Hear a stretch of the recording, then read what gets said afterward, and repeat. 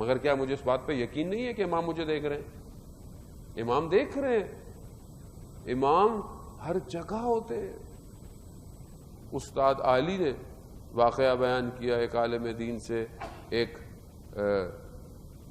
یہ جو truck driver ہوتے ہیں، اور جب انہوں نے بیان کیا کہ یقیناً کہتے شاید وہ شخص زندہ ہوگا، 80-90 سال کی اس کی ایج ہوگی، کہا مشہد سے کسی طرف سردیوں میں کچھ سامان لے کر جا رہا تھا، شدید برف تھی اور برف کی وجہ سے راستہ پورا بلاک تھا۔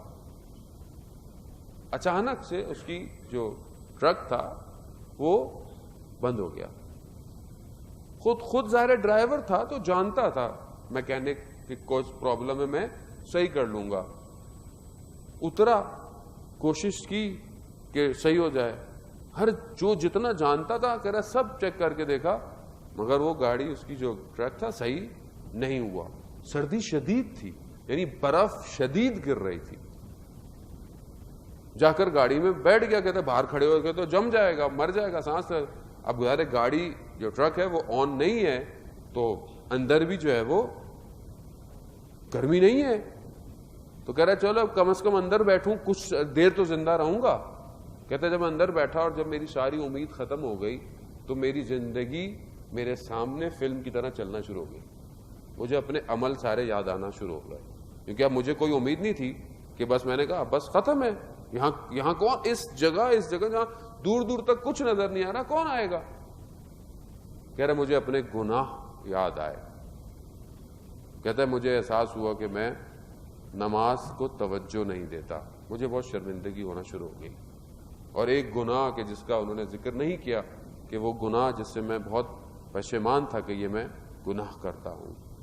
کہتا وہیں اس نے اپنے آپ سے عہد کیا کہ خدا مجھے تو اس مشکل سے بچا، اور اپنے امام کو پکارا، یا صاحب الزمان اغثنی، اے امام زمانہ میری مدد کیجیے، میں وعدہ کرتا ہوں میں نماز اول وقت پڑھوں گا، میں وعدہ کرتا ہوں یہ گناہ ہے میں اس کو چھوڑ دوں گا۔ کہتا یہ میں نے ابھی کیا تھا تو مجھے اس حالت میں دیکھا کہ کوئی دور سے شخص جس کے ہاتھ میں پانا ہے وہ آ رہا ہے لیتا ہوا، تو میں یہ سمجھا کہ شاید کوئی اور ڈرائیور ہے جس کی اپنی بھی گاڑی خراب ہو گئی ہے تو شاید میرے پاس ہے۔ کہتا میری طرف آیا، میری شیشے کی طرف آ کر مجھے اس نے اشارہ کیا، میں نے نیچے کیا۔ کہتا کہہ رہا ہے میری گاڑی خراب ہے، کہتا ہے تم سٹارٹ کرو میں صحیح کرتا ہوں۔ تو میں نے کہا میں نے سب کوشش کے لیے۔ کہتا تم کرو۔ کہتا اس نے جا کر ہاتھ لگایا، ٹرک سٹارٹ ہو گیا۔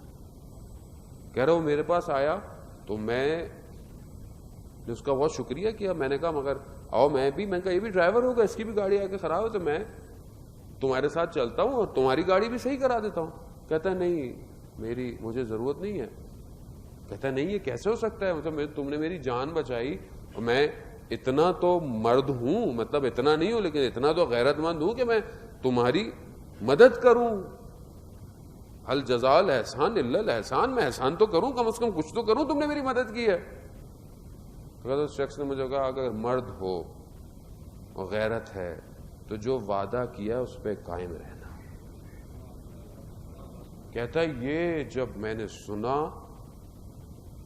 تو کہتا ہے کچھ لمحے لگے کہ یہ میں پہچان تھا کہ یہ امام ہے وقت کا، اور میں اتنی بے ادبی کہ میں اندر بیٹھا ہوں، میں باہر، کہتا ہے میں نے سیکنڈ نہیں لگائے باہر نکلنے کے کہ میں پاؤں پڑوں، مگر دیکھا میں جیسی باہر نکلا وہ شخص غائب ہو چکا تھا۔ کہتا میں گھومتا رہا آس پاس مگر مجھے دور دور تک نظر نہیں آیا۔ کہتا میں چلا گیا، گھر پہنچا اور گھر والوں کو میں نے کہا کہ آج سے زندگی بدل گئی ہے۔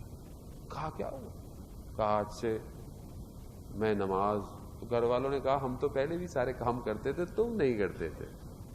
کہا اس کی زندگی بدل گئی۔ وہ کہتا میں ایک دن اپنے جو سٹاپ پہ جہاں سے سامان لوڈ ہوتا تھا وہاں پر نماز کا وقت ہوا، سب کھانے کے لیے جانے لگے، تو میں نے کہا نہیں میں نماز پڑھنے، سب ہنسنے لگے میرے اوپر، مذاق اڑانے لگے کہ تم کہاں نماز اور یہ وہ۔